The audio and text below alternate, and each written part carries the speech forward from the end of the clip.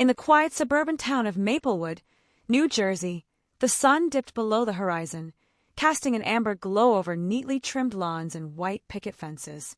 Emily Harper, a 32-year-old marketing manager, sat at her kitchen island, scrolling through her phone.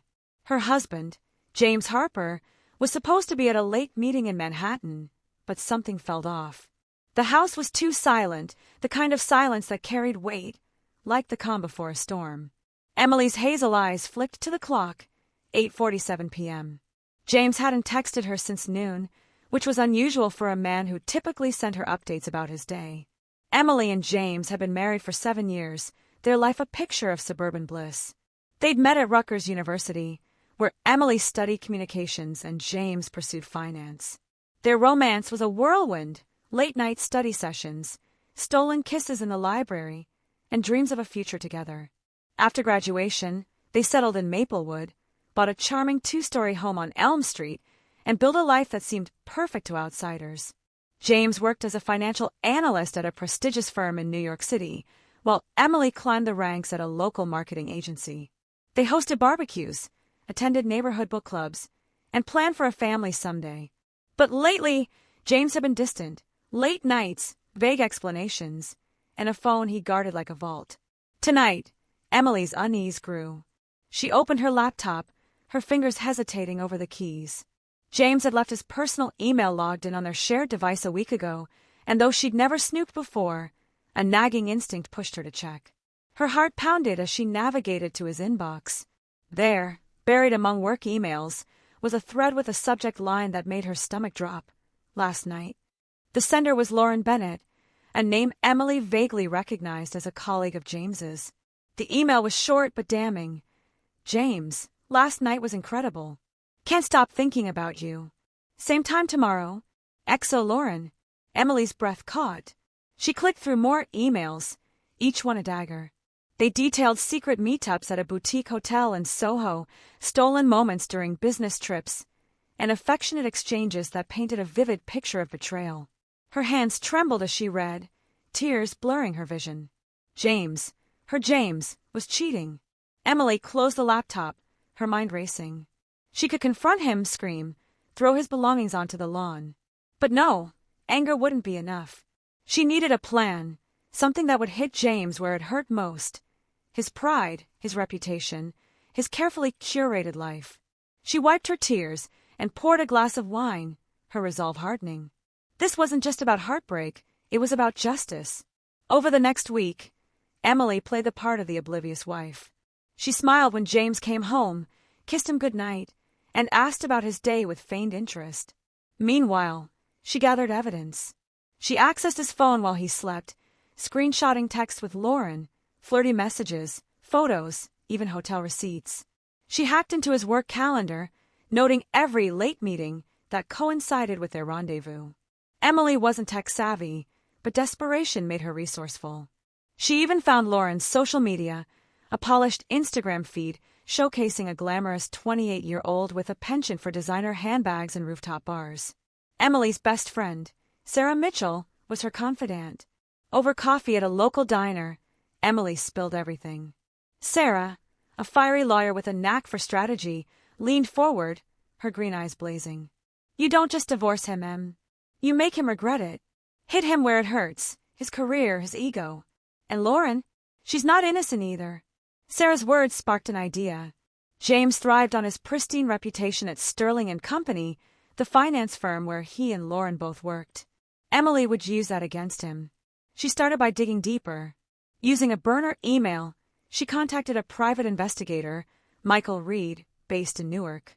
Michael was discreet, efficient, and expensive, but Emily didn't care. She wanted proof, photos, videos, anything that could expose James and Lauren. Michael delivered within days, grainy footage of the couple leaving the Soho hotel, hand in hand, laughing like teenagers. Emily watched the video on a loop, her pain morphing into determination. She wasn't just a betrayed wife, she was a woman with a mission. Emily's first move was subtle but calculated. She created an anonymous social media account, posing as a concerned colleague. She posted vague but pointed comments on Sterling & Company's public pages, hinting at unprofessional behavior among employees. The posts were cryptic enough to avoid suspicion, but specific enough to raise eyebrows. She knew James's boss, Richard Coleman, was a stickler for decorum. Any whiff of scandal would unsettle him. At home, Emily kept up the facade. She cooked James's favorite meals, laughed at his jokes, and even suggested a weekend getaway to rekindle their spark. James, oblivious, agreed, thinking he covered his tracks. But Emily was already 3 steps ahead.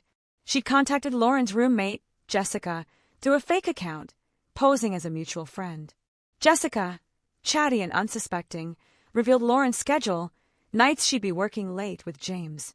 Emily cross-referenced this with Michael's reports, building an airtight timeline of their affair.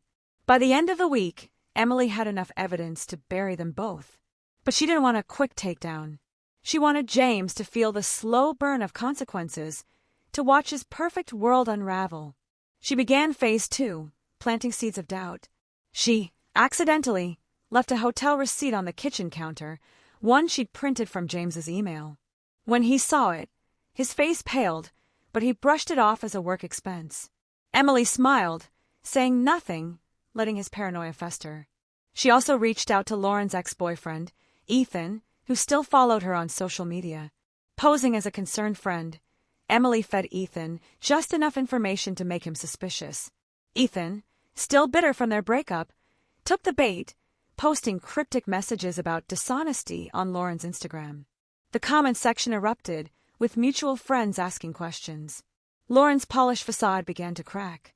Emily's nights were sleepless, but her resolve never wavered. She was no longer the trusting wife who believed in forever. She was a strategist, a warrior in her own right, ready to dismantle the life James had taken for granted. As she sat in her home office, compiling her evidence into a dossier, she felt a strange sense of empowerment. This wasn't just revenge, it was reclaiming her dignity. The following month, Emily's plan shifted into high gear. Maplewood's crisp fall air matched her sharp focus. She'd spent weeks laying the groundwork, and now it was time to tighten the noose. James was still clueless, his arrogance blinding him to the storm brewing. Lauren, however, was starting to sense something was wrong. Her Instagram posts grew less frequent, her captions less confident. Emily noticed and smiled. She was getting under their skin. Her next move targeted James's workplace.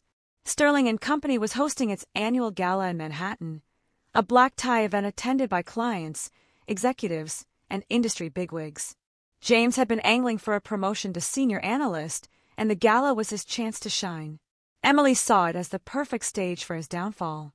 She RSVP'd as his +1, her smile saccharine as she told him how excited she was to support him. Behind the scenes, Emily worked with Michael, the private investigator, to compile a presentation. She had photos, emails, texts, and even audio from a bug Michael had planted in James's car. A risky but fruitful move. The audio captured James and Lauren discussing their affair, laughing about how clueless Emily was. Each word fueled Emily's fire. She packaged the evidence into a sleek USB drive, labeled Sterling & Company. Confidential. Sarah, her lawyer friend, helped refine the plan. "You can't just send this to his boss anonymously," Sarah warned. "It needs to look like it came from someone credible, someone inside the company." They crafted a letter from a concerned employee, detailing James and Lauren's affair and its potential to damage the firm's reputation. The letter was professional, citing workplace ethics violations, and included the USB as proof. Emily mailed it to Richard Coleman's office, ensuring it would arrive the day before the gala. Meanwhile, Emily played her part at home. She complimented James's new suit, asked about his presentation for the gala, and even suggested he invite Lauren to join their table, knowing it would make him squirm. James stammered, claiming Lauren was too junior for the event, but Emily saw the panic in his eyes. She kept her expression neutral, her heart racing with anticipation. To amplify the pressure, Emily orchestrated a public slip. She accidentally sent a group email from James's account, still logged in on their laptop, to his team, including Lauren. The email was a draft James had written to Lauren, meant to be private, filled with suggestive language. Emily edited it slightly to make it less explicit, but still damning, then hit send. Within hours, whispers spread through Sterling and Company.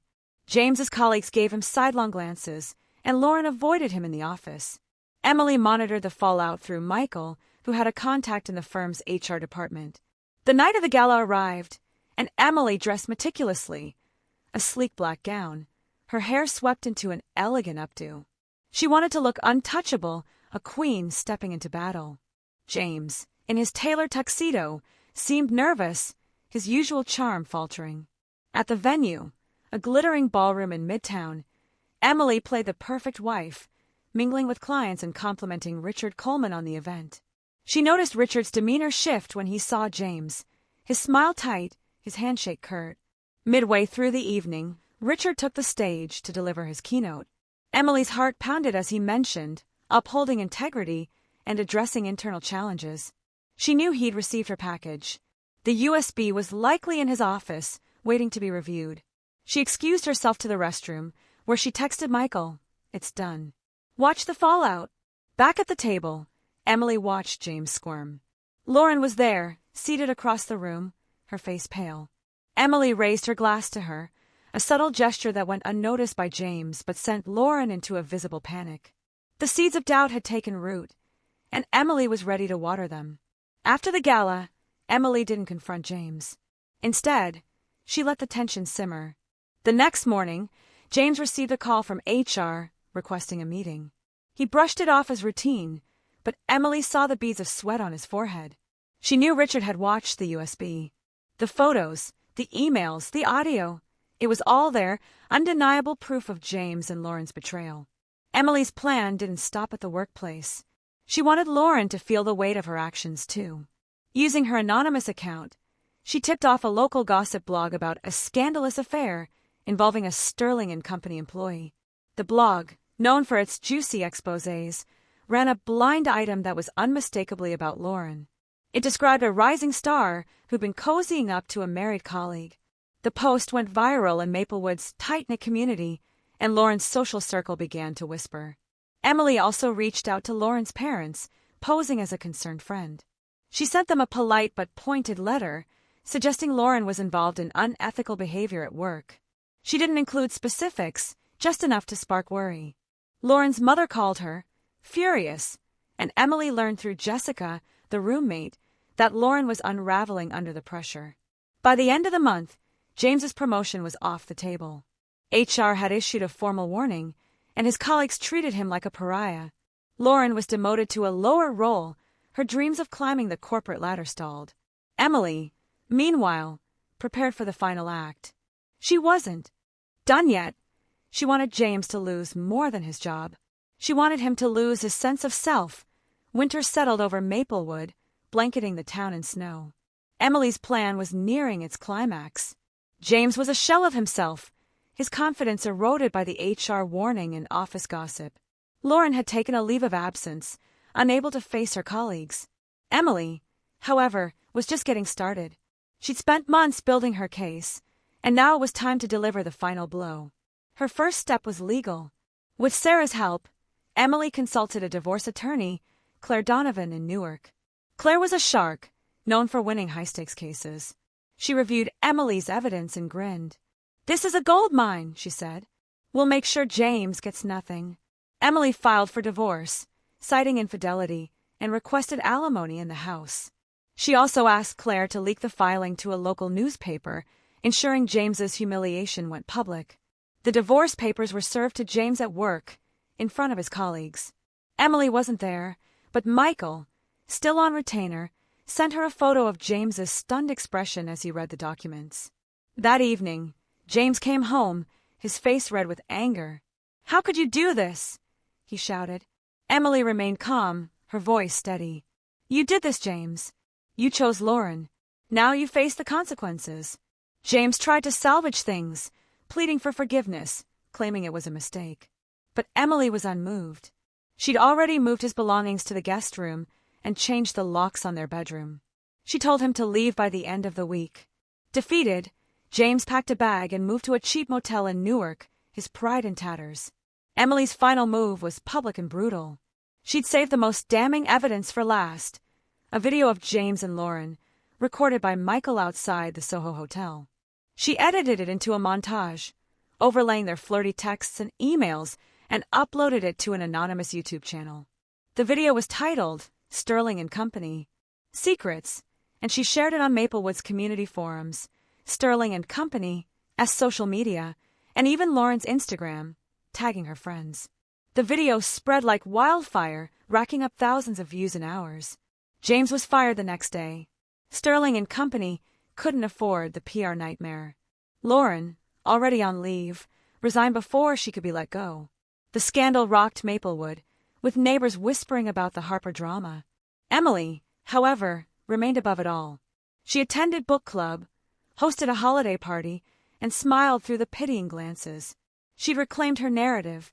In the divorce settlement, Emily got the house, a hefty alimony, and half of James's savings. She sold the house and moved to a sleek condo in Montclair, a fresh start. James, unemployed and disgraced, moved to a small apartment in Jersey City, his dreams of a corner office shattered. Lauren left Maplewood entirely, her reputation in ruins. Emily emerged stronger, her pain transformed into power. She started a blog, anonymously at first, sharing her story of betrayal and redemption. It gained a small but loyal following, with women reaching out to thank her for her courage. She didn't need James anymore. She'd found herself. As spring bloomed, Emily sat on her balcony, sipping coffee and watching the sunrise. She'd lost a husband but gained a sense of purpose.